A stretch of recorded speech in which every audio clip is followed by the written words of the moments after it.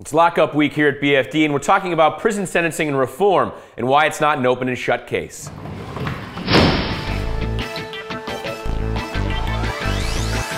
The U.S. has nearly 5% of the world's population and 25% of the world's inmates. That's pretty crazy. And it's costly. The average federal prisoner costs $28,000 a year to maintain, which incidentally is $2,000 more than the average American income. We're going to discuss the reasons why that is and what we can do to fix it all this week. There are a lot of different ways we can reduce this bloated prison population. Drug education, reducing unemployment, and community policing are just a few of them.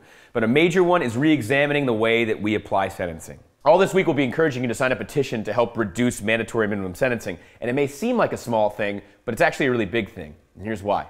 Mandatory minimums are inflexible, one-size-fits-all sentences for a whole variety of crimes. Now, this undermines justice by preventing judges from fitting the crime to the individual. 77% of mandatory minimum convictions are for drug trafficking, and low-level, non-violent offenders are treated the worst in these cases. We're talking about people on the periphery of the drug trade, addicts, couriers, and whatnot.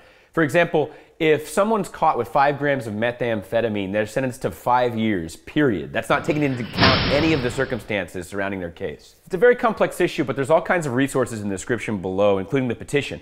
Signing the petition encourages legislators to change the laws and to return justice to the system.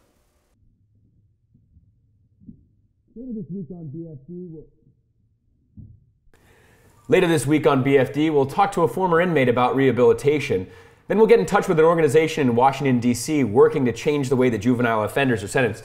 Then we'll talk about snitching and its effect on the legal system. And then finally on Friday, we'll respond to your questions in another BFD Talkback. Also, remember to sign that petition against mandatory minimum sentencing in the description below. For BFD, I'm David Park.